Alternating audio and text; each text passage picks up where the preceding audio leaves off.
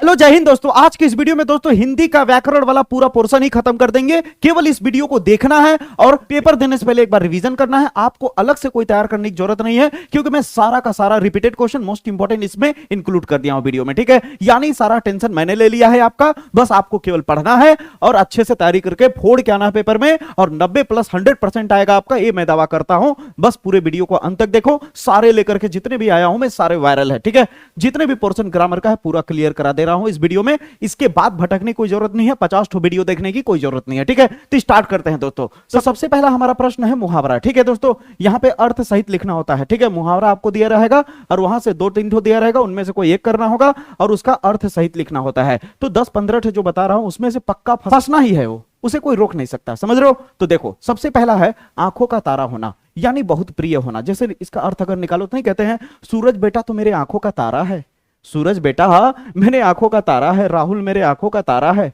आंखों का तारा मतलब बहुत ही प्रिय होना, बहुत ही प्रिय होना। ठीक है, फिर आंखें दिखाना, नहीं कहते हैं देखो तुम मुझे आंखें मत दिखाओ, बहुत हो गया, मेरे पीठ पीछे बहुत ये बोलता है, ऐसे वैसे होता है ना।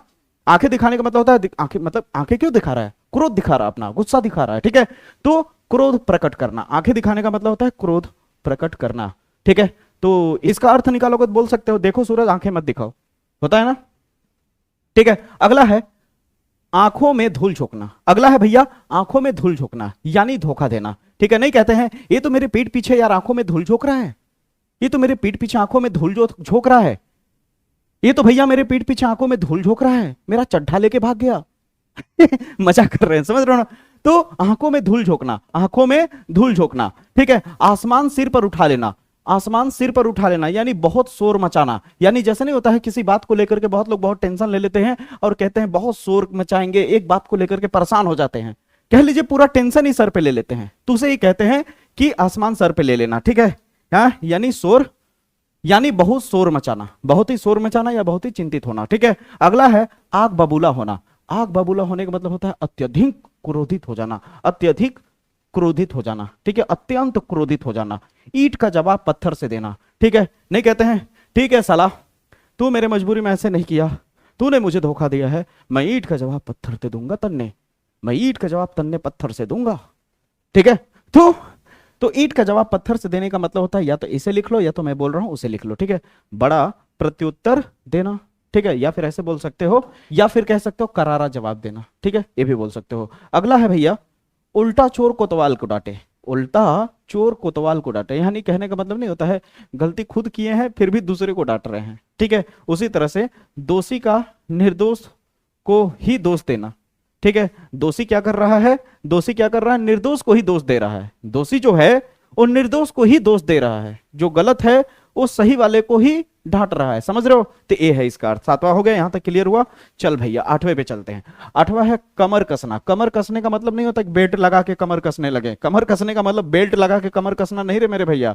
ठीक ना, ये नहीं कि बद्धी बांधने लगना। ठीक है, कमर कसने का मतलब होता है किसी कार्य के लिए तैयार हो जाना। किसी कहते हैं ना अब तो मैं इस काम को करने के लिए कमर कस लिया हूं, इसको तो कर ही के रहूंगा। समझ रहे हो? तो किसी कार्य के लिए तैयार हो जाना। ठीक है, कलेजा मुंह को आना। कलेजा मुंह को आने का मतलब होता है अत्यधिक घबरा जाना। कलेजा मुंह को आने का मतलब होता है अत्यधिक घबरा जाना। ये चमकेगा 2026 में। ठीक है, समझे मेरी बात?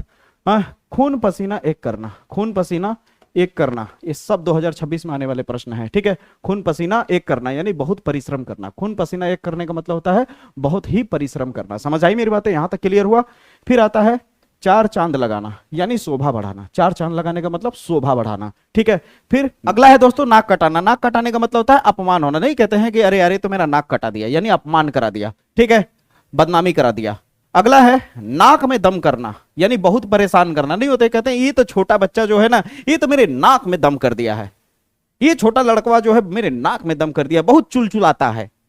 समझ रहे हो? तो भैया नाक में दम करने का मतलब बहुत परेशान करना। ठीक है, पानी पानी होना। ठीक है, लज्जित होना। पानी पानी होने का मतलब लज्जित होना। पानी पानी होने का मतलब लज्जित होना। हाथ पर हाथ धरे बैठना। निष्क्रिय बैठना यानी खाली बैठना। नहीं कहते तुम तो हाथ पे हाथ धर के बैठे हुए हो, कुछ कर नहीं रहे हो, मतलब खाली बैठना, निष्क्रिय बैठना।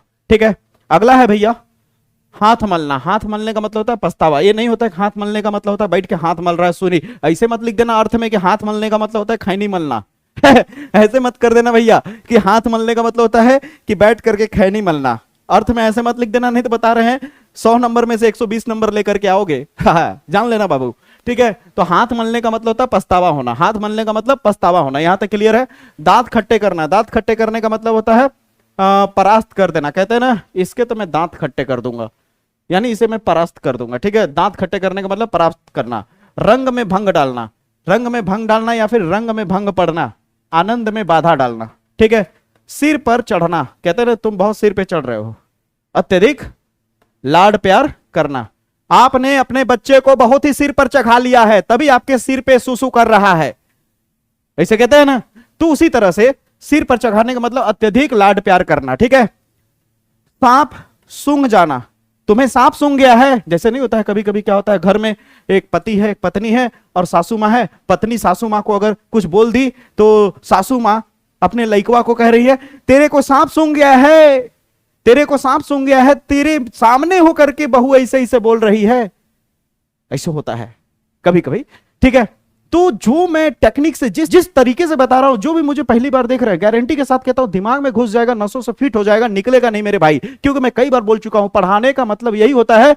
अगर बच्चा वीडियो देख रहा है तो वीडियो देखते देखते ही उसे 90% से ज्यादा चीजें समझ आ जानी चाहिए, तब तो उस वीडियो का मतलब सही सार्थक हुआ, नहीं तो वीडियो का कोई मतलब नहीं रहता है, ठीक है। आपको रटाने वाले दुनिया में बहुत आ जाएंगे, लेकिन जो मैं बता रहा हूं वो दिमाग में नसों में फिट हो जाएगा मेरे भाई, जान रहे हो। जो भी मुझे फॉलो कर रहे हैं सपोर्ट कर रहे हैं उनका बहुत बहुत धन्यवाद दोस्तों, ठीक है। और जो भी मुझे नए बच्चे हैं प्लीज इस छोटे से चैनल को ज्यादा से ज्यादा सपोर्ट करो, ठीक है। अगर लगता है कि जो चीज मैं डिजर्व करता हूं तो वहां तक प्लीज आप लोग पहुंचाओ, ठीक है।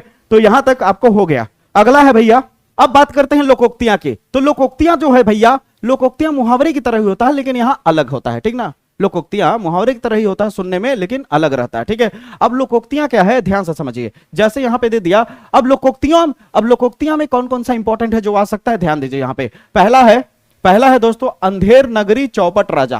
पहला क्या है, अंधेर नगरी चौपट राजा, यानी जहां शासन व्यवस्था बिगड़ जाए वहां पे ऐसे मुहावरे का जिक्र किया जाता है, ठीक है।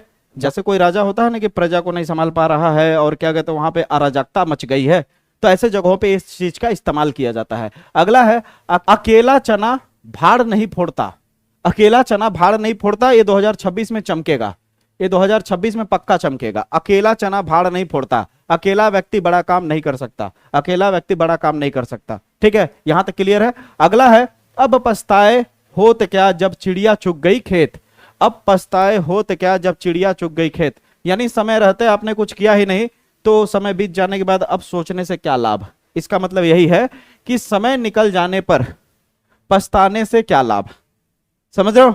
अगला है भैया एक अनार 100 बीमार। एक अनार 100 बीमार 100% आ सकता है, ठीक है। एक अनार 100 बीमार यानी किसी वस्तु के चाहने वाले बहुत अधिक, यानी वस्तु एक है लेकिन चाहने वाले बहुत। किसी वस्तु के चाहने वाले बहुत अधिक होना, कोई वस्तु कम है या कोई वस्तु एक है लेकिन चाहने वाले बहुत है, इसका अर्थ ये होता है।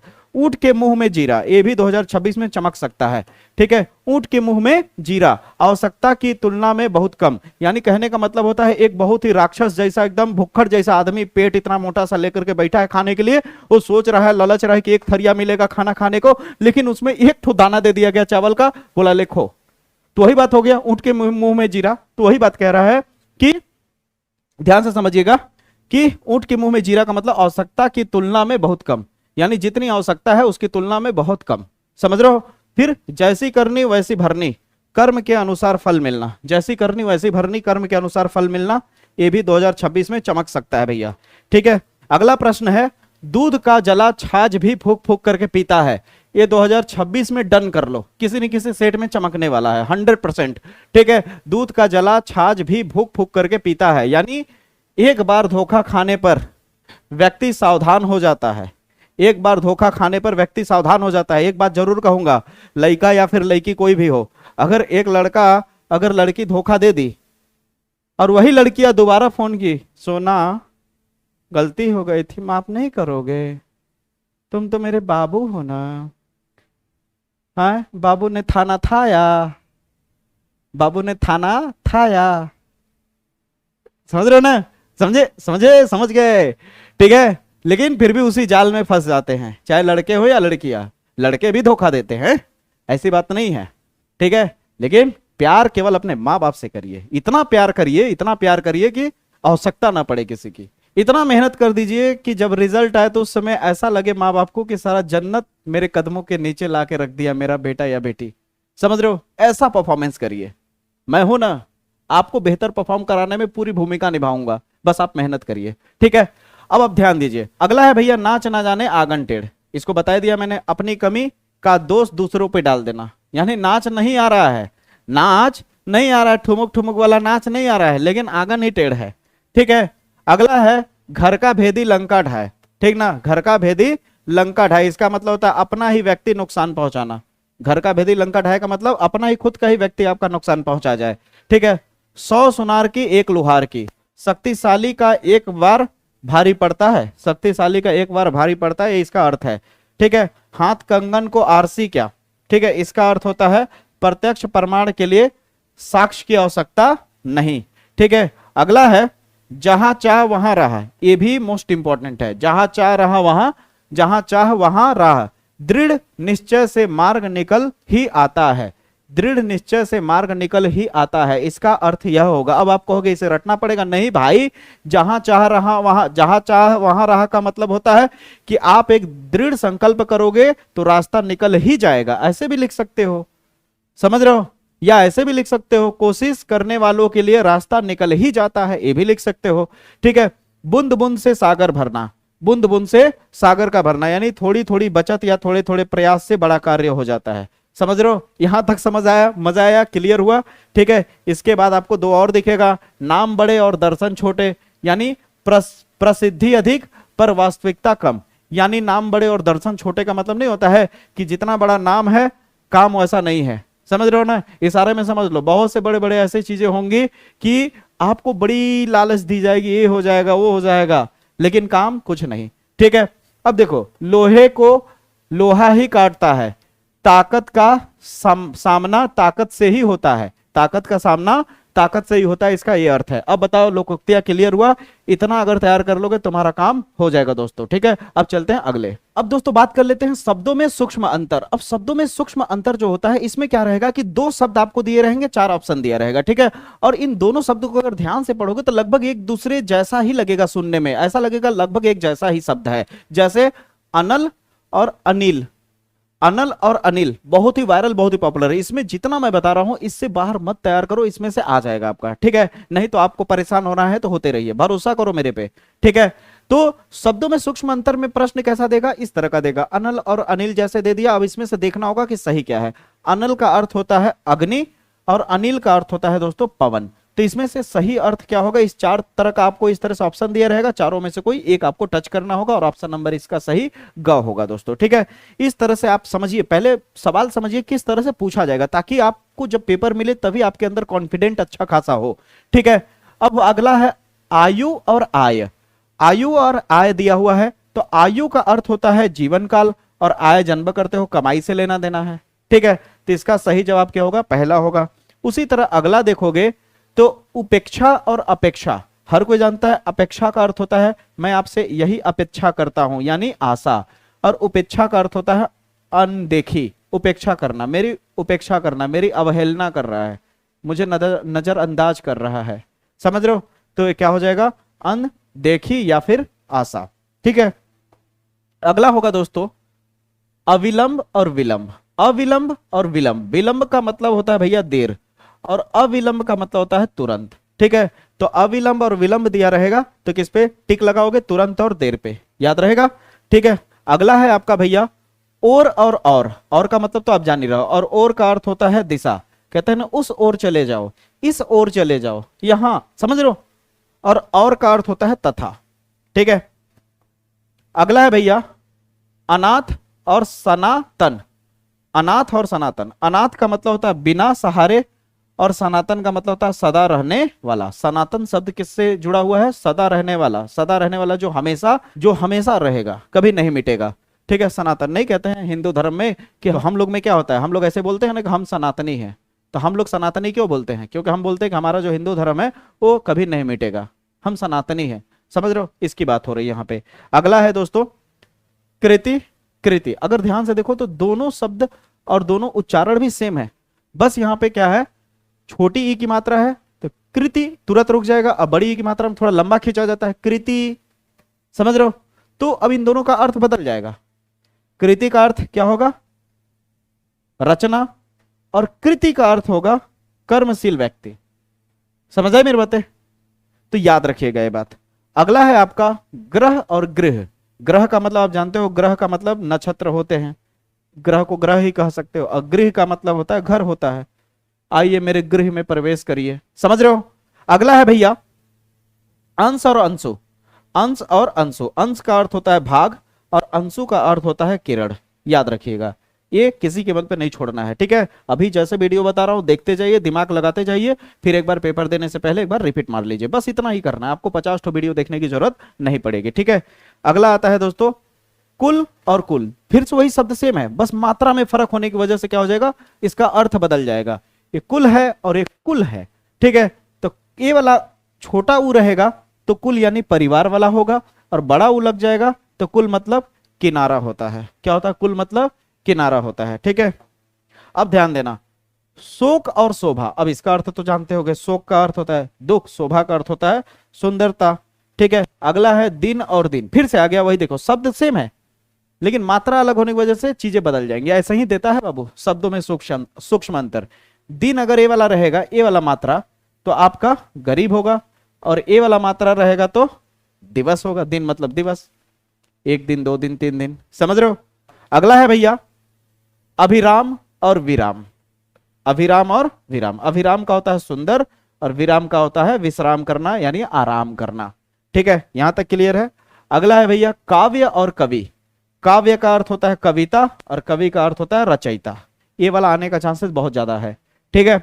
अगला है भैया सील और शिला। ये भी 2026 में चमक सकता है। तो सील का अर्थ होता है स्वभाव, ये वाला सील का अर्थ होता है स्वभाव, और शिला का अर्थ होता है पत्थर। जैसे नहीं कहते, अभी अहिल्या वाला मैंने बताया था ना कि अहिल्या के पति ने श्राद्ध दे दिया तो पत्थर की शिला बन गई। शिला यानी पत्थर ही कहते हैं, समझ रहे हो ना। अगला है भैया निम्नलिखित शब्दों के अनेक अर्थ निकालिए।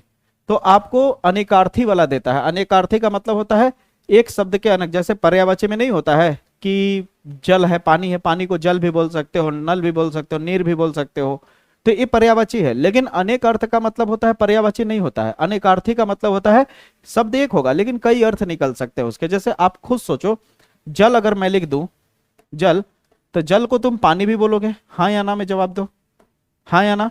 और नहीं कहते हैं तू मेरे से मत जल। अब ये जल का अर्थ बताओ क्या होगा? जलना हुआ। यानी एक ही शब्द के 2 अर्थ निकल रहे कि नहीं। उसी तरह जैसे यहां अक्षर है, तो अक्षर का अर्थ होता है वर्ण, अक्षर वर्ण, और नाश रहित, नाश रहित का मतलब होता है अक्षर। ब्रह्म का अर्थ होता है अक्षर। अक्षत का अर्थ होता है चावल का दाना, हर कोई जानता है। अक्षत का अर्थ नहीं कहते हैं अक्षत लगा लीजिए, ठीक है। और बिना टूटा हुआ, अक्षत का अर्थ होता है बिना टूटा हुआ। अनल का अर्थ होता है अग्नि और आग। अनिल का अर्थ होता है वायु या पवन। अमर का अर्थ होता है जो ना मरे, और देवता जो ना मरे, जैसे देवता है भाई, देवता नहीं मरते, ठीक है। अर्थ, अर्थ का होता है मतलब या फिर धन, नहीं कहते हैं अर्थ का माना है अर्थ। अर्थ यानी पैसे को भी कहते हैं, याद रखना, ठीक है। अंक, अंक वाला भी बहुत ज्यादा इंपॉर्टेंट है। अंक वाला भी 2025 में पूछा भी गया था, ठीक है। संख्या, गोद, नाटक का भाग, समझ रहे हो, अंक का अर्थ होता है। अगला है भैया अंश। अंश भी इंपॉर्टेंट है। अंश का अर्थ होता है भाग या फिर किरण, ठीक ना। अंश का अर्थ होता है भाग या फिर किरण। उदधि, उदधि का अर्थ होता है समुद्र या फिर सागर, ठीक है। कर शब्द आएगा तो कर का अर्थ होता है हाथ, टैक्स किरण। कमल का अर्थ होता है पुष्प, आंख की पुतली, ठीक है। कर्ण का अर्थ होता है कान। कर्ण का अर्थ क्या होता है? कान भी होता है, और महाभारत का पात्र भी होता है, ठीक है। फिर अगला है कवि। कवि का होता है काव्य की रचना वाला या फिर ज्ञानी। कवि का अर्थ होता है काव्य की रचना करने वाला भी, और कवि को कभी कभी ज्ञानी से भी संबोधित करते हैं। अगर वो ज्ञानी है तो उसे कवि कह देते हैं, ठीक है। काल का अर्थ होता है समय या फिर मृत्यु। नहीं कहते तुम्हारे ऊपर काल मंडरा रहा है, मृत्यु से जुड़ा है कि नहीं है शब्द। या फिर कह देते हैं इस काल, इस काल यानी इस घड़ी, कल, परसों, काल। काल मतलब समय होता है, ठीक ना। कार्य का मतलब काम या फिर उद्देश्य, ठीक है। अब आ जाते हैं हम लोग अनेक शब्दों के लिए एक शब्द निकाल के लिखना। अभी क्या था कि एक शब्द था उसके एक से दो अर्थ आपको लिखने होते थे, ठीक है, ये पक्का पूछा जाता है, ठीक है। अब आपको क्या दिया रहेगा, एक पूरा सेंटेंस दिया रहेगा, एक बड़ा सा सेंटेंस दिया रहेगा, उस सेंटेंस को एक छोटे से अक्षर, एक छोटे से शब्द से, अक्षर नहीं शब्द, एक छोटे से शब्द से लिखना होगा। जैसे जो कभी न मरे, इसको क्या कहोगे तुम, अमर कहोगे। जो कभी न मरे उसे क्या बोलोगे, अमर कहोगे। और ये याद रखना इंपॉर्टेंट है, ये सारी चीजें, जो कभी न मरे वो क्या है, अमर है। और अगर यहां पे ऐसे बोल दिया जाए, जो कभी बूढ़ा ना हो, जो कभी बूढ़ा ना हो उसे क्या बोलते हैं, अजर बोलते हैं। अजर का मतलब होता है जो कभी बूढ़ा ही ना हो। और जो कभी न मरे उसे अमर कहते हैं। ये सब इंपॉर्टेंट है मेरे भाई बहन, प्लीज आप मेरी बात को मानो, ठीक है। अगला है कि जो सब कुछ जानता हो उसे सर्वज्ञ कहते हैं, जो सब कुछ जाने उसे सर्वज्ञ कहते हैं। और जो दूसरे का भला करे उसे परोपकारी कहते हैं, जो दूसरों का भला करता है उसे परोपकारी कहते हैं। जो दूसरों का बुरा करे उसे परपीड़क कहते हैं, परपीड़क कहते हैं। जो अपने देश से प्रेम करता है उसे देशभक्त कहते हैं। जो सत्य बोलता हो उसे सत्यवादी कहते हैं। इस तरह का ही पूछा जाएगा, 3 ठो दिया रहेगा, उनमें से कोई एक करना होगा, ठीक है, याद रखिएगा। अब अगला देखिए, जो ईश्वर में विश्वास रखता हो उसे आस्तिक कहते हैं। और जो ईश्वर में विश्वास न रखता हो उसे नास्तिक कहते हैं। याद रखना, भूलना मत, नहीं कहते हैं मैं नास्तिक हूं, मैं कोई भगवान को नहीं मानता, ऐसे कहने वालों को सुना होगा कई बार। या फिर कई लोग को ऐसा सुना होगा, मैं आस्तिक हूं, मैं तो भगवान पे आस्था रखता हूं। समझ रहे हो। अगला है, जो पढ़ा लिखा न हो उसे निरक्षर कहते हैं। और जो कभी हार न माने उसे अदम्य कहते हैं, अदम्य साहस है। शक्तिमान वाला गाना सुना है ना, अद्भुत अदम अदाहट की परिभाषा है शक्तिमान, ऐसे करके कुछ गाना है, अदम्य शब्द यूज होता है उसमें, ठीक है। अगला है, कहां गया 11, जिसका कोई शत्रु ना हो उसे कहते हैं अजात शत्रु। जिसका कोई शत्रु ना हो उसे क्या कहते हैं, अजात शत्रु, ठीक है। और अगला है कि जो सब जगह व्याप्त हो उसे सर्वव्यापी कहते हैं। जो सब जगह व्याप्त हो उसे सर्वव्यापी कहते हैं। जो कम बोलता हो, जैसे भगवान नहीं होते हैं कि हर जगह भगवान मौजूद है, यानी भगवान तो सर्वव्यापी हैं, ठीक है।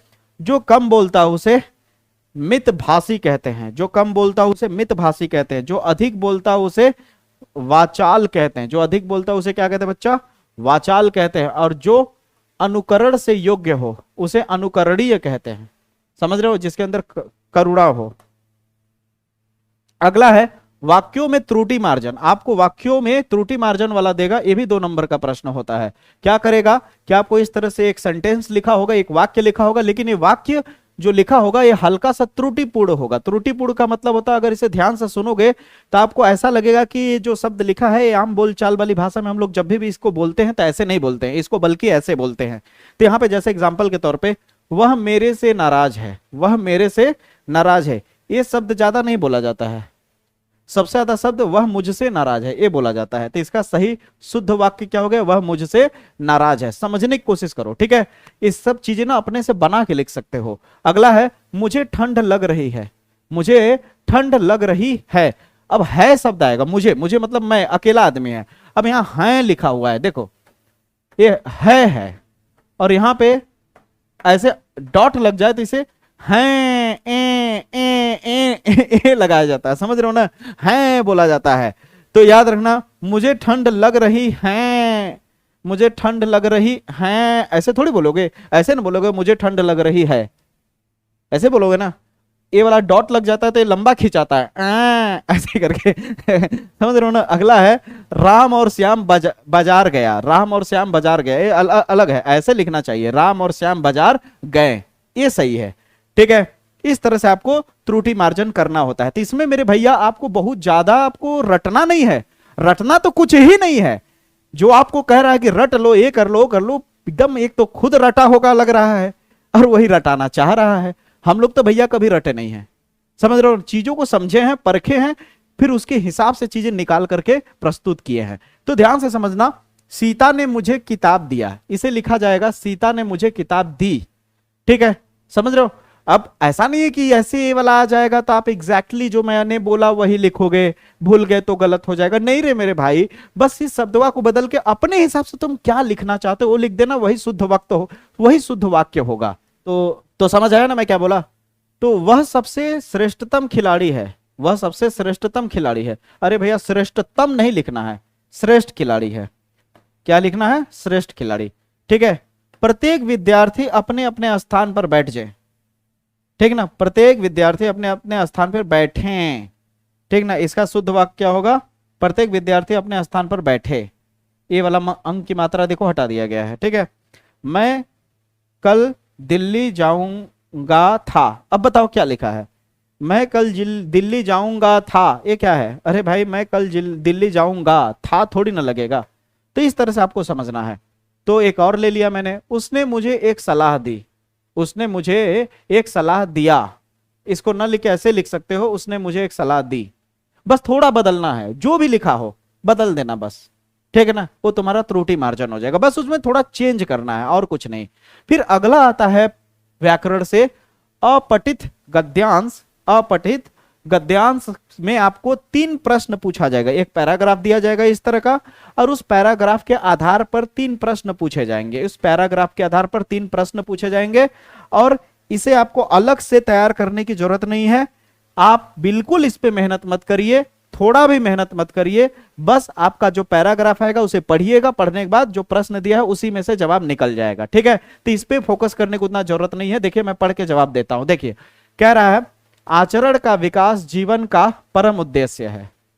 आचरण का विकास जीवन का परम उद्देश्य है। आचरण के विकास के लिए नाना प्रकार के सामग्री जो संसार संभूत, शारीरिक, प्राकृतिक, मानसिक और आध्यात्मिक जीवन में वर्तमान है, उन सबका आचरण के विकास के साधनों के संबंध में विचार करना होगा। आचरण के विकास के लिए जितने कर्म हैं उन सबको आचरण के संगठनकता धर्म के अंग मानना पड़ेगा, चाहे कोई कितना ही बड़ा महात्मा क्यों न हो।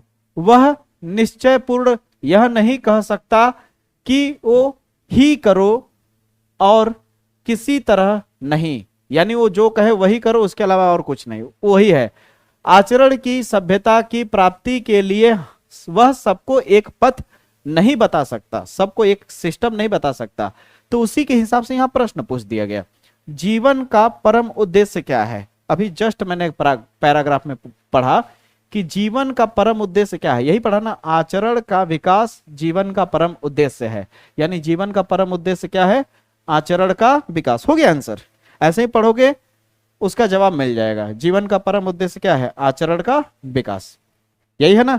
अगला प्रश्न है, आचरण के विकास के संबंध में क्या विचार आवश्यक है। तो अपने तरफ से लिख सकते हो या वहां से काट करके लिख सकते हो। आचरण के विकास के संबंध में यह विचार आवश्यक है कि संसार में शारीरिक, प्राकृतिक, मानसिक और अभी वही चीज था ना, बस काट के लिखना है थोड़ा सा। ठीक है, ग वाले में जाओगे तो आध्यात्मिक और संगठनात्मक शब्दों का अर्थ स्पष्ट कीजिए। ठीक है, अब यहां पे आध्यात्मिक का अर्थ होता है आत्मा से संबंधित, और संगठन कर्ता का अर्थ होता है रचना करने वाला। समझ आई मेरी बातें? तो इस तरह से आएगा, आप उसी में से छाट करके लिख दोगे तो आपका आंसर बिल्कुल गलत नहीं होगा, आपको अच्छा खासा मार्क्स मिल जाएगा। ठीक है, तो अभी जितना मैंने बताया दोस्तों, यही आपका हिंदी का व्याकरण है, इससे बाहर आपका कुछ नहीं आता है। ठीक है, तो इस वीडियो के बाद इन सारी चीजों को एकदम अच्छे से तैयार कर लेना होगा आपको, और इसे रिपीट करते रहना होगा, प्रैक्टिस करते रहना होगा।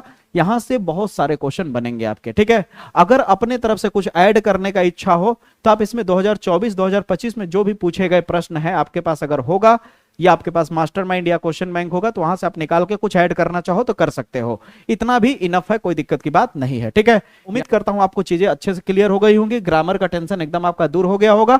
ठीक है, तो मुलाकात करेंगे अगले वीडियो में, तब तक के लिए जय हिंद, जय भारत।